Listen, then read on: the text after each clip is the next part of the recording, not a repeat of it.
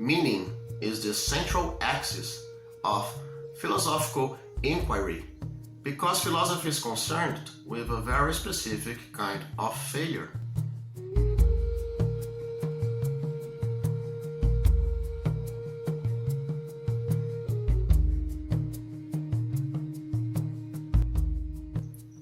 It asks why disagreement remains possible even when everything appears to have gone right. When a discourse has been formalized, categorized, communicated, and even widely agreed upon.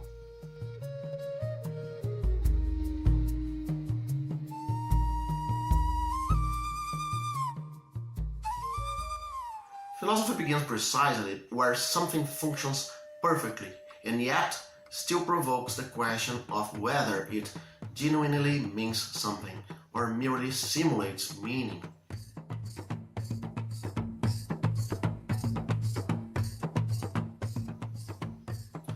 This problem is as old as philosophy itself. From the beginning, philosophy defined itself against mimesis, against imitation without grounding, against empty discourse that persuades and circulates without securing truth. Plato's struggle against sophistry was already a struggle over meaning, over the difference between discourse that connects us to what is and discourse that merely reproduces appearances.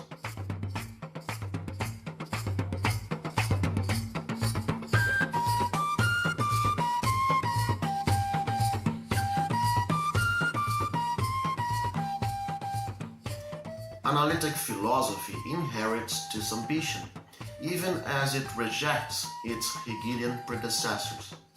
Born as an anti-Hegelian movement, it nevertheless shares with Hegel a decisive hope that philosophy could gain access to something absolute, something incontrovertible, something no longer open to negotiation.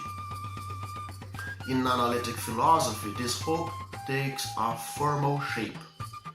Logic and linguistic structure are expected to deliver a fixed normative core, an analytic nucleus where disagreement would finally end. At a certain point, it would no longer be optional to ask what something means. Quine shows why this hope fails. His central insight can be understood as a thesis about the poverty of determination of any finite system. No matter how refined the formalization of science, no matter how complete the training, whether human or mechanical, finite procedures never determine meaning uniquely.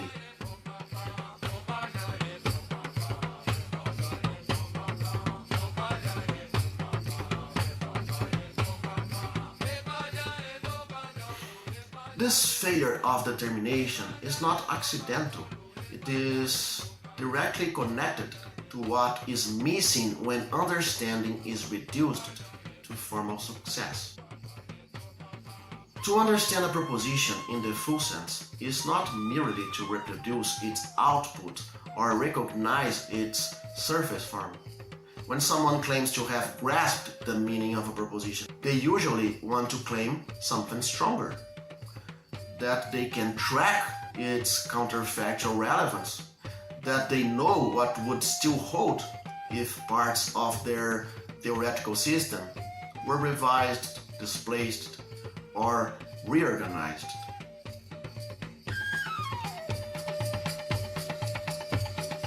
In other words, understanding a proposition is not merely assenting to it.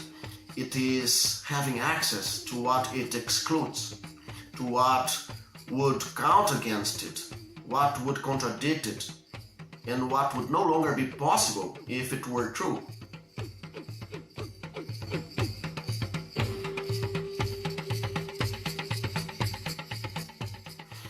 This is an epistemic ambition, not a mechanical one. It is precisely this ambition that separates knowing from mere simulation.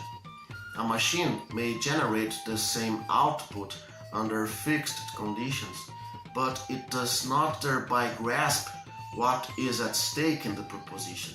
It does not know what would change if the proposition were false, revised, or embedded in a different inferential context.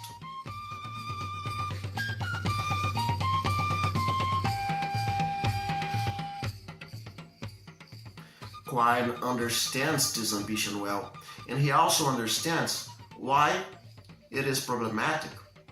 The idea that we can isolate propositions whose meanings remains stable across all counterfactual revisions presupposes a degree of semantic fixity that our actual epistemic practices do not support.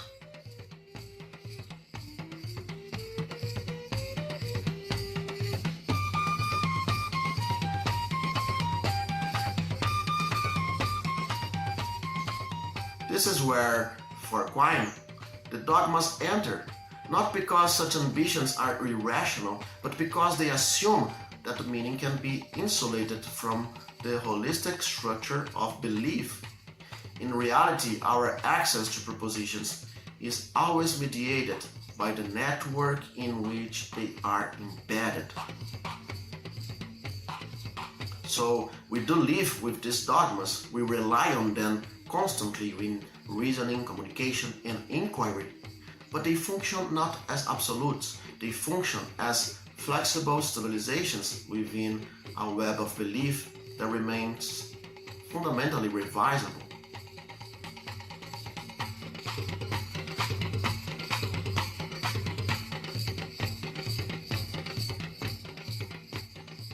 Meaning on this view is not a now or nothing achievement.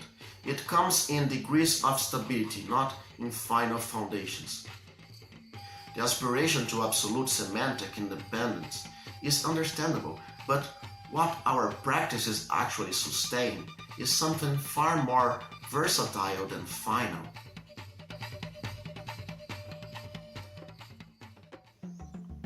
And this is why formal convergence is never enough.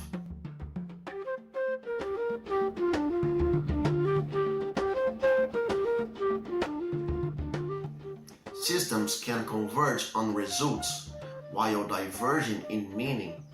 Perfect formal success does not guarantee semantic identity. At that level, the machine is indifferent. It makes no difference how the result is produced. Meaning, however, should not be indifferent in this way.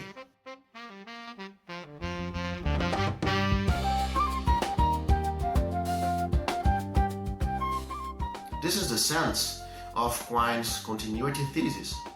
Meaning is not hierarchically grounded in language as an absolute foundation. It is distributed across a web of total knowledge, beliefs, practices, habits, and background commitments, and therefore remains open to disagreement, even under conditions of maximal formal control. What collapses here is not rigor, but the dream that rigor alone could close the space of philosophical disagreement. The problem of meaning survives because no system that merely reproduces structure can anchor significance by itself.